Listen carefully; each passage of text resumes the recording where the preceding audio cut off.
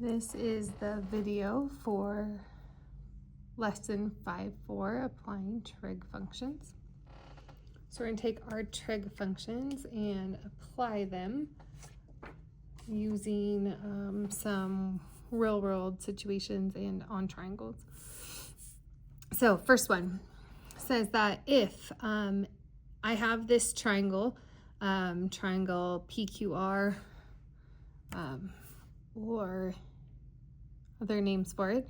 If I have this triangle and I know that angle P is 35 degrees, and R, we know that that's a little r, is the length of R is 14, find Q. So I'm going to label my triangle here. I know that this is 35 degrees.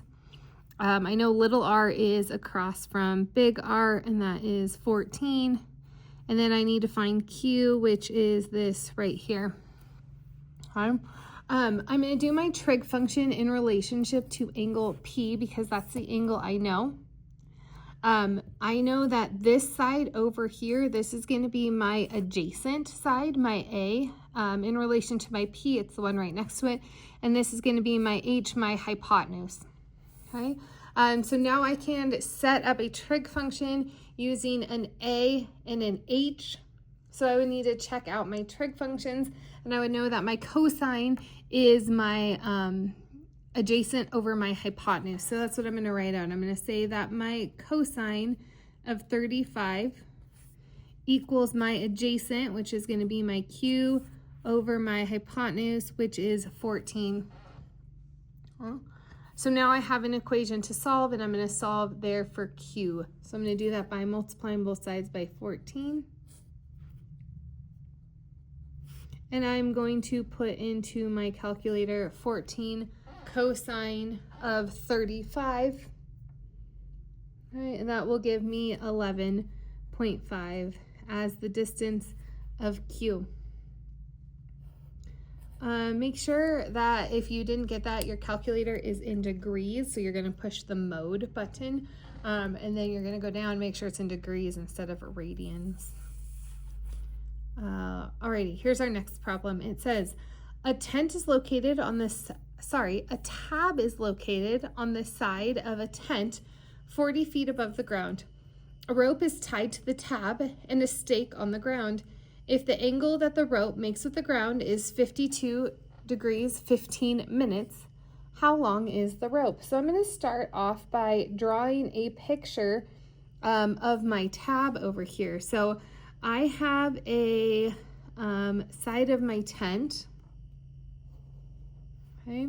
And on the side of my tent, I have this little tab up here. So I'll make it into looking like it has a roof. Okay. All right. I have a tab, and from that tab to the ground. All right. Okay. So that's kind of my picture there. So I got a rope, a stake tied to the tab. The tab is located on the side of the tent 40 feet above the ground. So I know that this distance here is going to be 40 feet. If the angle that the rope makes with the ground, so this angle right here is 52 degrees, 15 minutes. So that's going to be 52 degrees, 15 minutes. I need to find out how long my rope is right here. Okay. So my first order of business is this 52 degrees, 15 minutes. This needs to be converted to actually a decimal that I can use and put into my calculator. Okay. I know that my minutes is out of 60 degrees. So this is really going to be 15 over 60, which is 0.25. So the angle here is really 52 degrees, 0.25 minutes. Making sure I'm not bleeding through. Okay. So this is going to be my angle that I'm going to use. So I need to look at my triangle here. I have this angle. Everything is going to be in relation to this angle.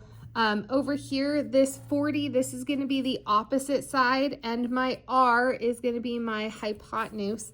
So opposite and hypotenuse, that means I'm going to use a sine function. So I'm going to say sine of 52.25 equals my hypotenuse, 40, over, my opposite, which is 40, over my hypotenuse, which is the R, the rope length. So now I'm going to solve this. I could multiply both sides by R and divide by sine of 52.25. As I start looking and seeing that division and multiplication, I notice that these two just swap places. So I can actually just swap my bottom and my top here and end up with sine of 52.25. So I'm going to plug that into my calculator, and I'm going to get an approximation for my rope length. And I guess I should have put that here too, because we are rounding. Put that up there on my cue. So approximation of my rope length as I type that into my calculator, and that is going to be 50.6, and my units right here are feet. So that rope is 50.6 feet. If you want to check your work, think about it. The height of my tent is 40 feet. Would it make sense to need 10.6 extra feet of rope to get to the ground? Yeah, that probably does make sense. So that would be my answer for the rope. All right. So now it's asking, what is the distance between the tent and the stake? So what is this bottom distance down here? We'll label this distance S for stake. We're looking for that bottom. We got a couple options here. Okay. I do have the side length of my rope, and I do know the length of this side, so you could use Pythagorean theorem. Because this one is approximation, maybe not the best, but it's definitely doable. This stake here is going to be my adjacent side. Okay, so we're going to call this my my adjacent side here. And so I'm going to have my opposite and my adjacent. And so in this situation, I could use tangent of 52.25 is my opposite over my adjacent, which is that stake. Okay. So same thing, I'm going to switch those spots. 40 over tan of 52.25. Plug that into my calculator, and I will have an approximation of the distance of that stake as 31 feet. All right, so the stake, that bottom there, is about 31 feet. All right, here's my next problem. Next one, I'm going to talk about a regular pentagon. So a reminder for you, a pentagon, five-sided shape. A pentagon is inscribed inside of a circle.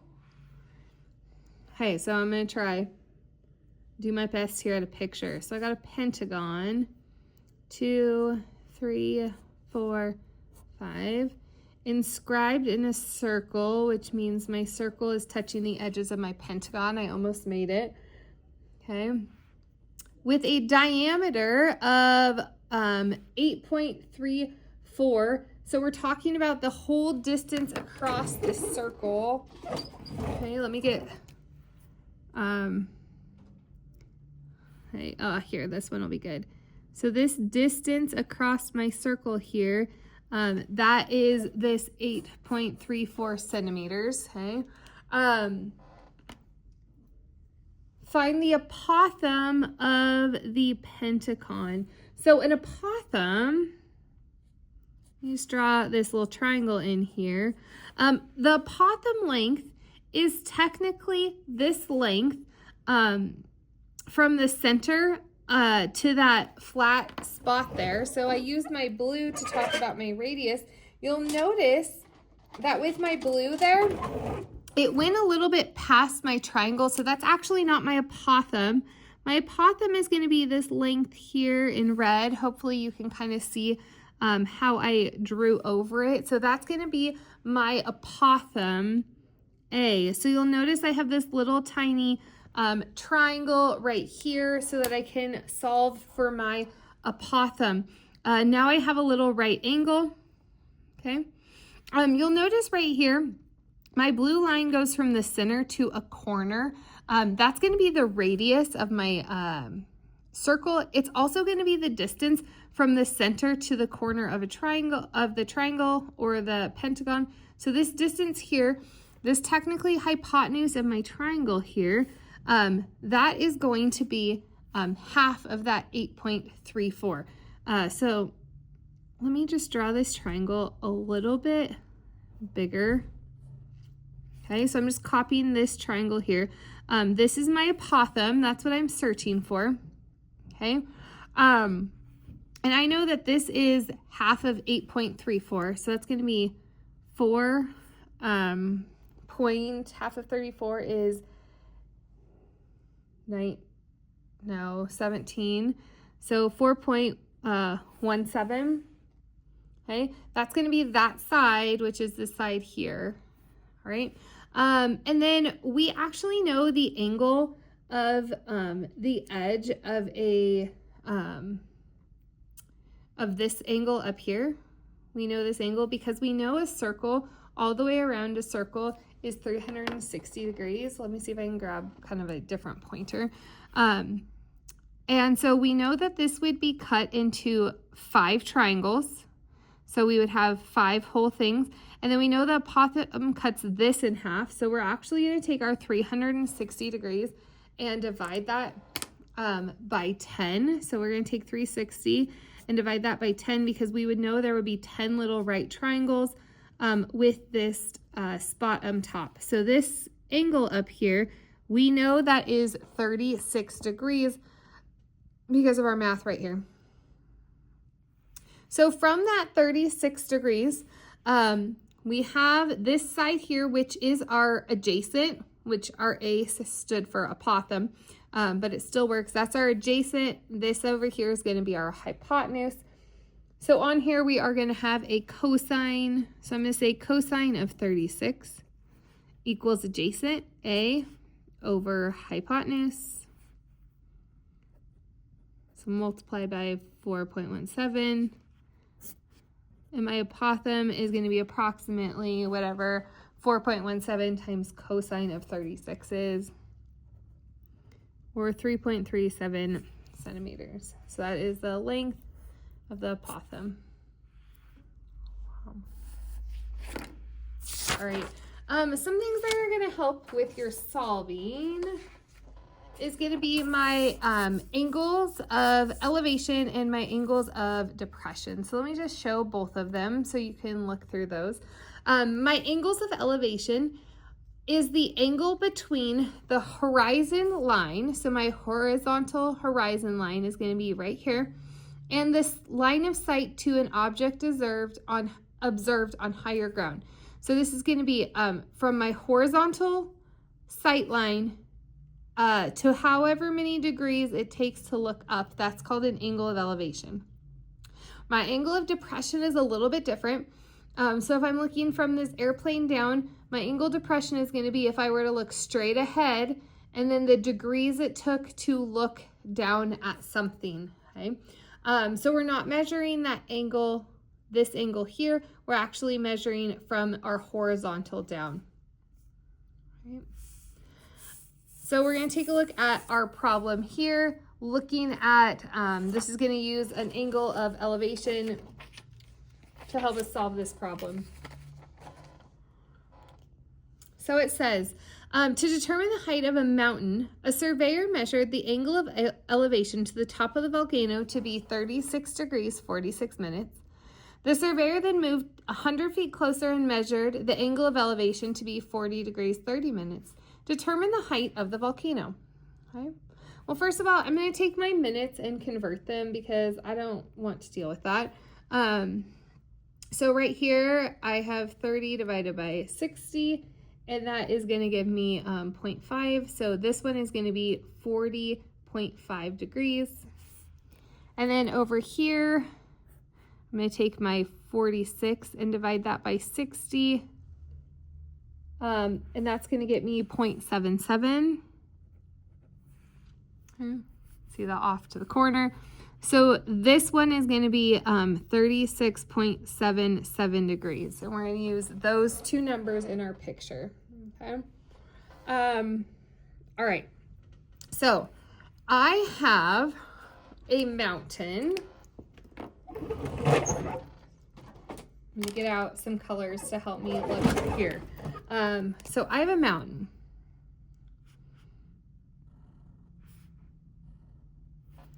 Okay, here's my mountain. I don't know how high my mountain is. I need to figure that out. All right. So I have this surveyor, and my surveyor measured the angle as this and then moved closer. Okay, so my surveyor was out here somewhere, and he measured that the angle to the top of my mountain was 36 degrees and 36.77 degrees. And then the surveyor decided to take a step in closer and measure the angle to the top of our mountain here. So same thing. Okay, hopefully you're seeing our right triangles in there. And that was 40.5. Okay, fun fact here, this distance between these 2 points, that says that that is 1,000 feet because he moved 1,000 feet closer. So this is kind of the picture we are taking a look at. Right here, this is our right triangle. This is my height. I have some different measurements of our blue and our red triangles there, comparing that height, right? A part of our problem here, though, is on the bottom, I don't have the length of this whole thing or the length of this red one. So what we're going to do is we're actually going to say that this length right here, this length is going to be X, the length of the red triangle. And that means that this length right here of the bottom of the blue triangle is going to be 1,000 plus X. So that's going to help us in our solving. So we are going to set up an equation for the blue triangle, and then we're going to set up an equation for my red triangle. So if I take a look at my blue triangle here, I have over here, this is going to be my opposite and my adjacent. So I'm going to say that the tangent of my blue triangle equals my opposite over my adjacent. Okay. And then I'm going to take a look at my red triangle over here, and I'm going to say that I have the tangent of my red triangle equals the opposite over the adjacent. Okay. We need to find out what that H is, but in order to do that, we're going to first need to be able to find out what X is, okay, so that we can then put them equal to find what H is, all right? In order to have just H in our equations, I'm going to solve both of my equations, in order to have just X in my equations, I'm going to solve both of my equations for H so I can set them equal to each other and solve for X. So in order to solve for H, I'm going to multiply this by 1,000 plus X on both sides. And that means that over here, I'm going to have 1,000 plus X tangent of 36.77 equals H. And on my red one, I got to multiply both sides by X. And I will have X tangent of 40.5 equals H. So now I have two things equal to H. Therefore, I can get rid of one variable by setting them equal to each other because they both equal H. And then that will help me to solve for my X. Okay, so that's what we're going to do. So I'm going to have 1,000 plus X tangent of 36.77 equals X tan 40.5. So in the end, I need to get all of my X's on one side, okay, in order to solve. So first thing over here on this side, I'm going to need to distribute this tangent to both of them. So I'm going to have 1,000 tan of 36.77 plus x tan 36.77. All right.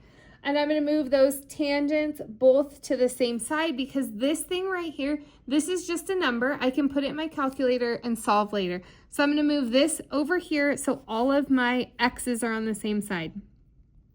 So I'll have 1,000 tangent of 36.77 equals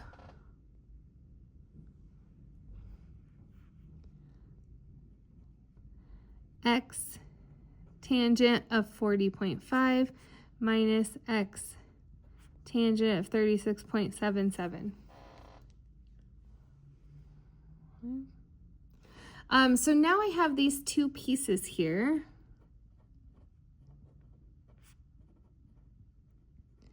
You'll notice that there's an x in both of them, so I'm going to pretty much unfactor them and I'm going to pull that x out front.